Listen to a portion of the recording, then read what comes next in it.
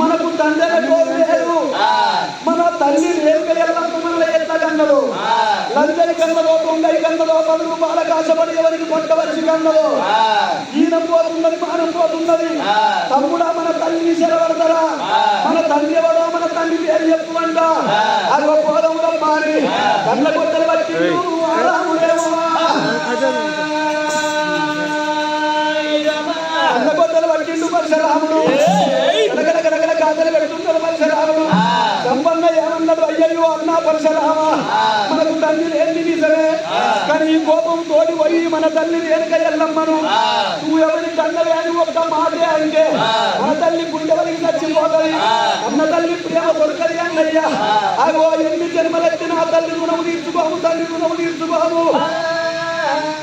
చెల్లమ్మ అన్న మాటకు కింద కోపానికి వచ్చిపోయి మన తల్లి ప్రాణం తింటే మన తల్లి మనకు దొరుకుతారే.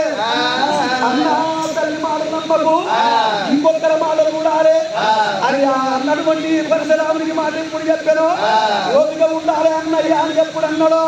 అందరిలో 7 భోగవాళ్ళు 7 కుండలెత్తుకోని అదే తోక కొండ పడుతుంటే అన్నదాళ్ళు చిల్లరాళ్ళు బట్టి భోగవల్ల కుండల వరకు కొడితే భోగవాళ్ళు కూడా అదే మాట అన్నారు.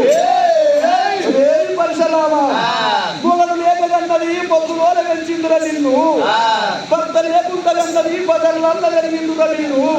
నీవు మొగోళ్ళు అయితే మీ తండ్రి ఎవరో తెలుసుకోకపోయినా రే కరియోడా పరశురామ, నీ తల్లి రేణుక ఎల్లమ్మ చుట్టూ వాళ్ళకు కొల్లు అన్ని కూడుకున్నది కావచ్చు, కిరికిరి చెప్పులకు మాది కొద్ది కూడుకున్నది కావచ్చు. నీ తండ్రి ఎవరో తెలుసుకోపోరా అని 7 పోగ వల్ల మాట అన్నారు. అదో బ్రాహ్మణి అంతమ్మ కూడా అదే మాట అన్నది. ఈ ముగ్గురి మాటలు విన్నాడు పరశురాముడు. ఆగుతలేదు. తమ్ముడా తమ్ముడా తమ్ముడా తమ్ముడా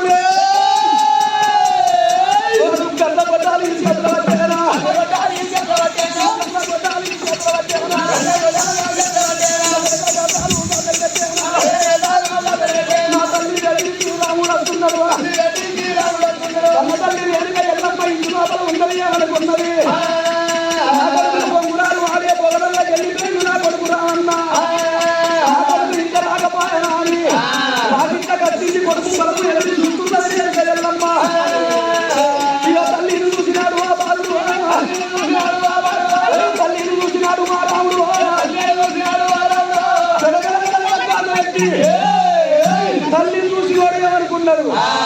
నా తల్లి దగ్గరికి పోయి నన్ను ఎవరికి కన్నలేని ఒక్క మాట అన్నట్టు అయ్యేది.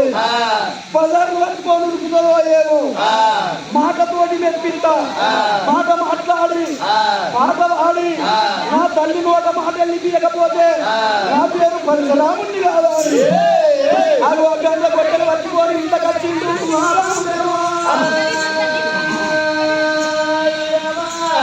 పరశురామ అన్నంటున్నారు బిడ్డ తింటా హిందూరారా అమ్మా. నేను ఆటలైన కాడ ఒక మాట నేర్చుకొని వచ్చిన నీ మాట చల్లకుండా ఆకలైన ఒక వెళ్ళిపోయినట్టున్నది. ఎండలు ఆడుకోని వచ్చి అన్నం తిన్నాక పాడుతురారా అమ్మా. రేణుక ఎల్లమ్మ ఆకలైన కాడ మాట నేర్చుకొని